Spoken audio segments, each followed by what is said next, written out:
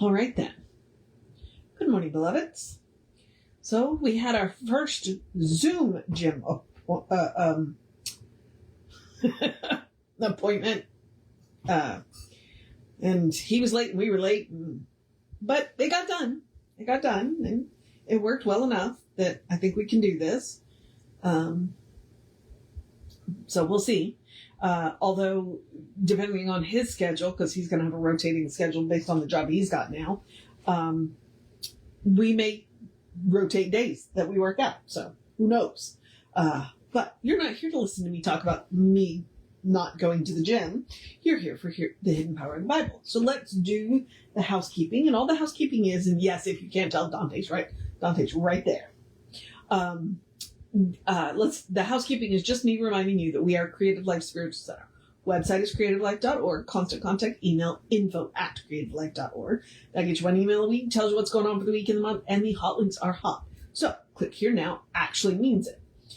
It is also a blind CC, so it means that you won't end up on anybody else's email because of us, because nobody's going to see yours.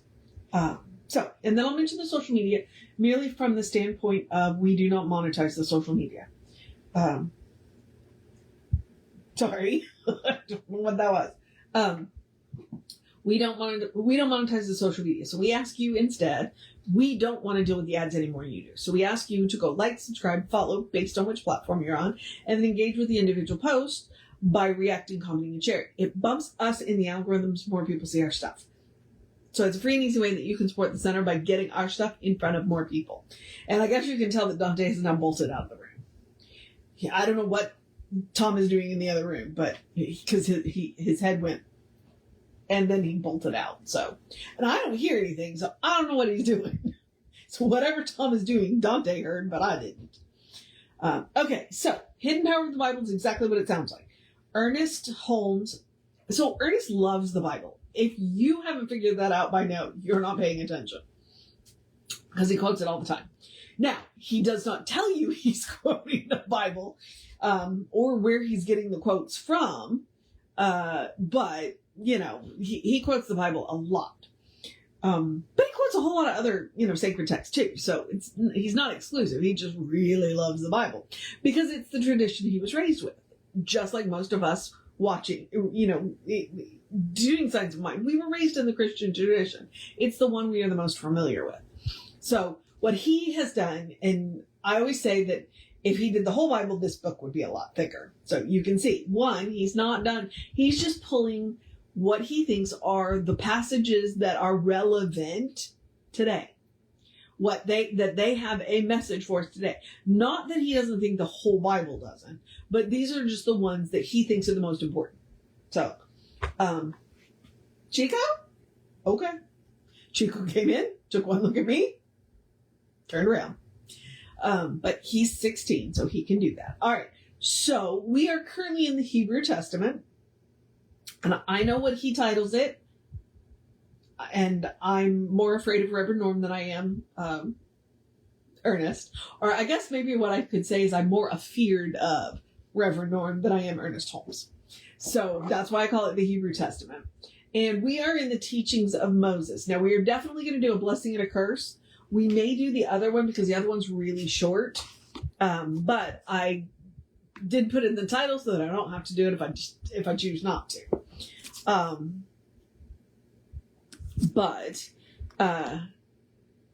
So this is, like I said, we're reading from the teachings of Moses and he calls Moses the lawgiver. So Ernest divided God into love and law. And so he's kind of divided the Bible that way. Moses was the lawgiver, and Jesus was the one who taught the love. So that's where we are. Now, he's going to spend way more time talking about Jesus than he does this. This is very short, but here we are. So, the blessing and the curse. In the 11th chapter of Deuteronomy, we find these words. Behold, I set before you this day a blessing and a curse. A blessing if ye obey the commandments, and a curse if ye will not obey the commandments. From a superficial reading, it looks as though God blesses us when we please God, but will curse us if we displease God. This, however, is not the meaning of the passage. God neither blesses nor curses.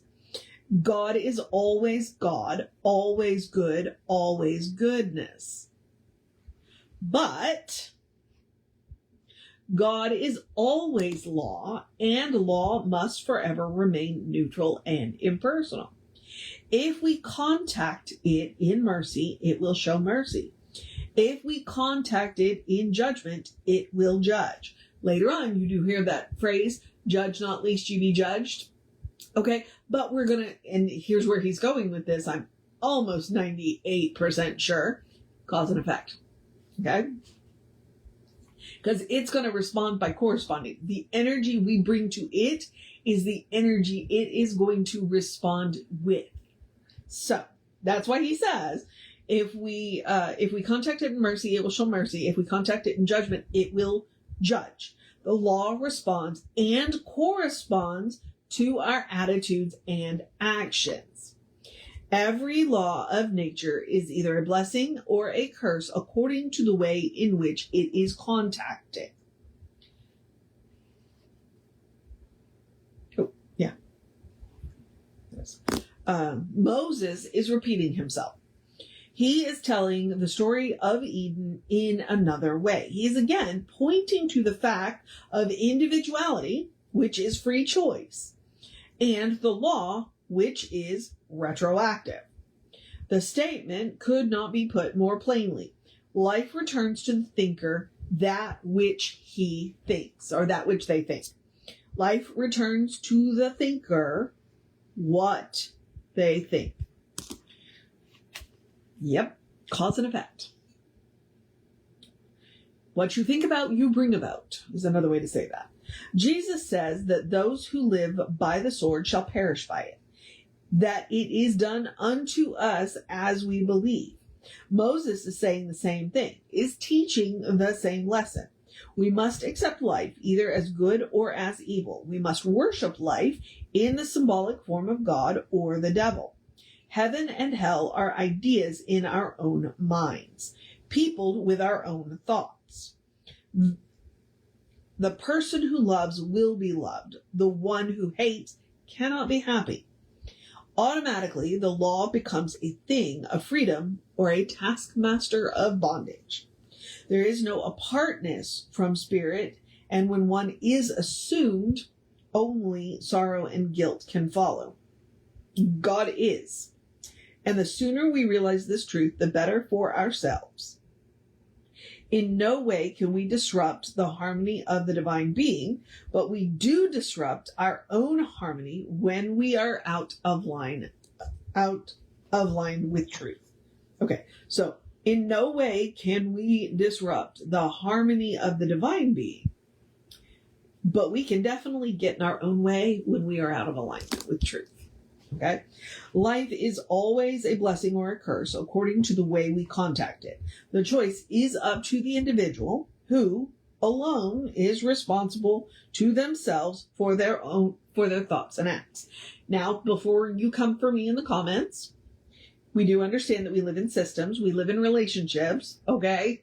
But your own thoughts go a long way to kind of setting up your relationships and setting up your conditions.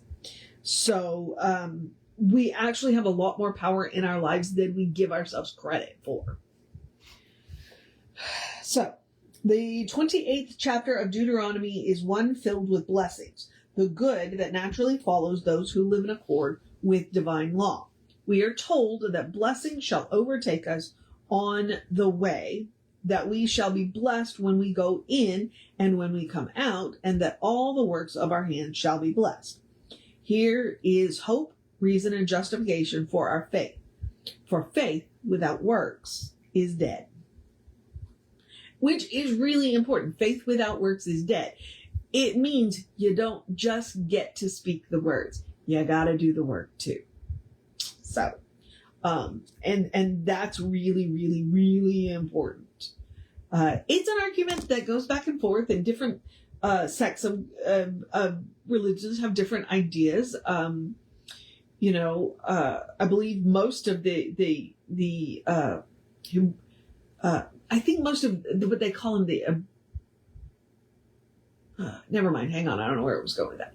But both in Islam and in Judaism, faith without works is not. You are responsible for making the world a better place.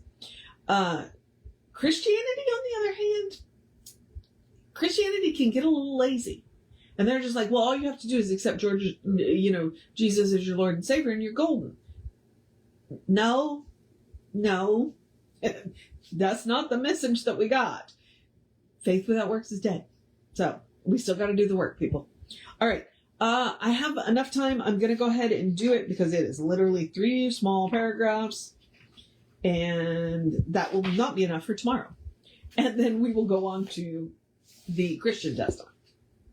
So, the word is in our own mouth, which is, we read that earlier in this chapter. So, the word is in our own mouth. And in Deuteronomy, the 30th chapter, we are told that the word of power is not afar off, but in our own mouths, that we may know and do it. Here again, Moses is bringing the burden of proof home to the individual life. Life is from within out, never from without in. So basically what that means is the only way to true happiness starts in here. You're not going to get it out here. I'm not saying that out here doesn't contribute to it, but if you really want to be truly happy, it starts in here. The word is in our own mouth. The word is our own being. The word is our belief in life.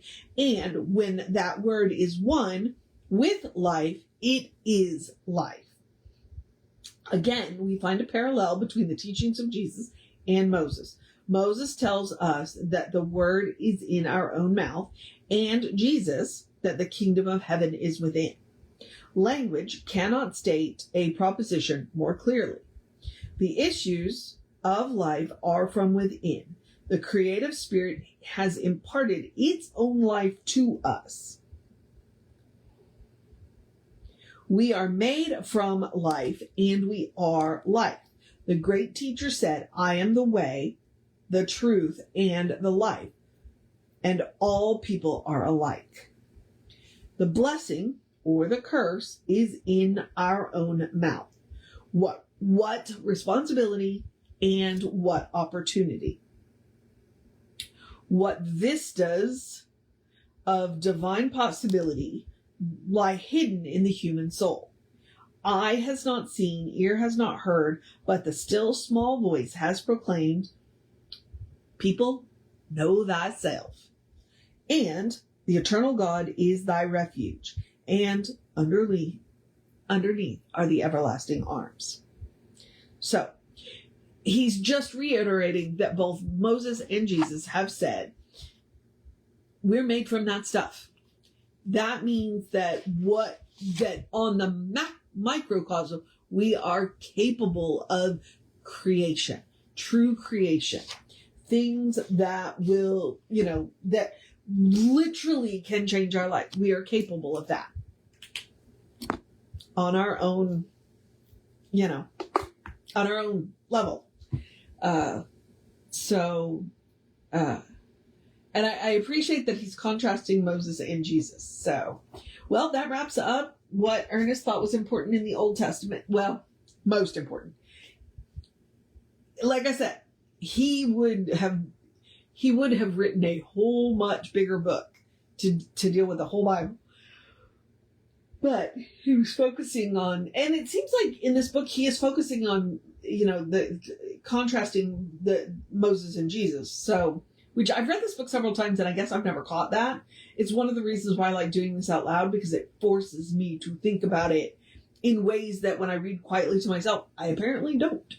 So, this is an exercise for me, and you're along for the ride. All right. So like I said, tomorrow we will pick up with the Christian Testament. And yes, I know he calls it the New Testament. But again, I'm more afraid of Reverend Norm than I am Ernest Holmes. So we will call it the Christian Testament for the purposes of me doing this. All right, beloveds. I'm going to move on into the process of my day. I'm going to encourage you to have a great day, wondrous day, a fantastic day, a magical day, an enchanted day, wonderful day, an awesome day, an amazing day. A hey, you got this day. A feel free to dance in the rain if you get it day, but stay out of the thunderstorms if you get those, because it was kind of hairy yesterday. A do what you got to do day. Make sure you make time to sit down and rest. Cuddle your fur babies day. Move your body in an extra special way day, whatever that looks like for you, which is my fancy way of saying, hey, exercise day, because it's good for the body and the mind and the soul.